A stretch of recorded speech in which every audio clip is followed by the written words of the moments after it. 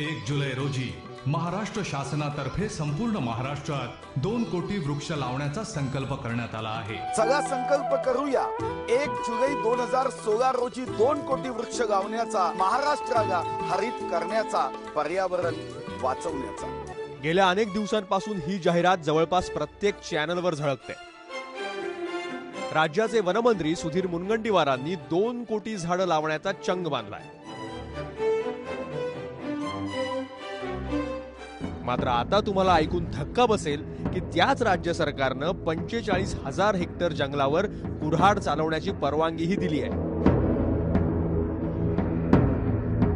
पर्यावरणप्रेमी जितेंद्र घाटगे यांनी माहिती अधिकाराअंतर्गत ही माहिती मिळवली आहे। एकूण जी माहिती आली त्यामध्ये 45,000 हेक्टर जे टोटल जंगल आहे आपलं ते तोडण्यास परवानगी दिलेली आहे महाराष्ट्र सरकारने आणि सेंट्रल गव्हर्नमेंटने, आणि काही अजून पेंडिंग्स आहेत परमिशन्स, आणि त्यापैकी अजून जे वृक्ष लागवड आहे जी म्हणजे फॉरेस्ट जे नवीन तयार करण्याचं सरकारचं जे धोरण आहे त्यामध्ये काय माहिती आलेली नाही आहे। गेल्या 28 वर्षात महाराष्ट्रातलं 530 चौरस किलोमीटर क्षेत्रातलं जंगल नाहीसं झालंय। 2013 पासून कोणत्या विभागात किती जंगलतोड झाली आहे यावरही एक नजर टाकूया।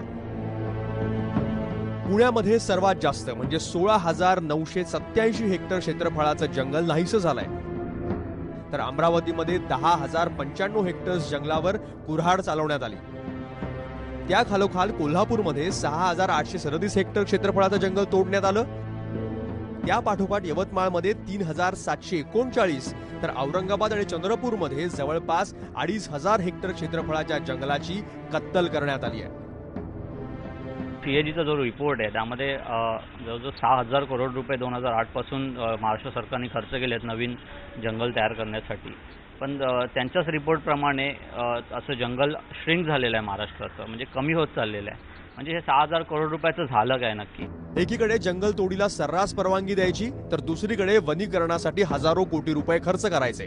सरकारच्या या दुटप्पी भूमिकेमुळे पर्यावरणप्रेमी बुचकळ्यात पडलेत। पण इथे असं वाटतं की पुष्कळ ठिकाणी म्हणजे कारण नसताना वन कमी झालेली आहेत, ते होता कामा नये। 6,000 करोड रुपयाचं झालं काय नक्की?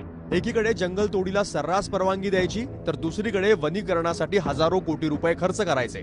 सरकारच्या या दुटप्पी भूमिकेमुळे पर्यावरणप्रेमी बुचकळ्यात पडलेत।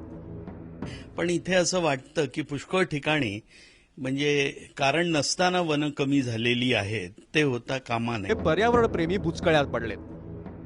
पण इथे असं वाटतं की पुष्कळ ठिकाणी म्हणजे कारण नसताना वन कमी झालेली आहेत, ते होता कामा नये। समोर आता गव्हर्नमेंटने किंवा जे 33% आपण म्हणतो आणि ग्रॅज्युअली तेवढं वनक्षेत्र पहिलेच नाहीये, आणि तुम्ही जे सांगितलं की समोर आता गव्हर्नमेंटने किंवा जे 33% आपण म्हणतो आणि ग्रॅज्युअली तेवढं वनक्षेत्र पहिलेच नाहीये, आणि तुम्ही जे सांगितलं की 500 स्क्वेअर किलोमीटरच्या वर कमी झालाय, तर एवढ्या प्रमाणात कमी व्हायला नको।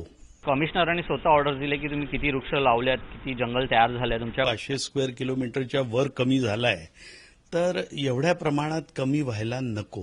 कमिशनरांनी स्वतः ऑर्डर दिले की तुम्ही किती वृक्ष लावल्यात, किती जंगल तयार झाले तुमच्याकडून, त्याची माहिती द्या स्पेसिफिक।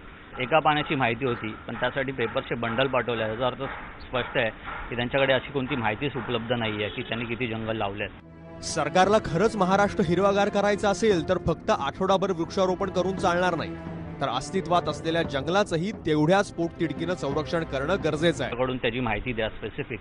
एका पाण्याची माहिती होती, पण त्यासाठी पेपरचे बंडल पाठवले, याचा अर्थ स्पष्ट आहे की त्यांच्याकडे अशी कोणती माहितीच उपलब्ध नाहीये की त्यांनी किती जंगल लावलेत। सरकारला खरंच महाराष्ट्र हिरवागार करायचा असेल तर फक्त आठवडाभर वृक्षारोपण करून चालणार नाही, तर अस्तित्वात असलेल्या जंगलाचंही तेवढ्याच पोटतिडकीनं संरक्षण करणं गरजेचं आहे। नागपूरहून रजत वशिष्ठसह रश्मी पुराणिक, एबीपी माझा, मुंबई।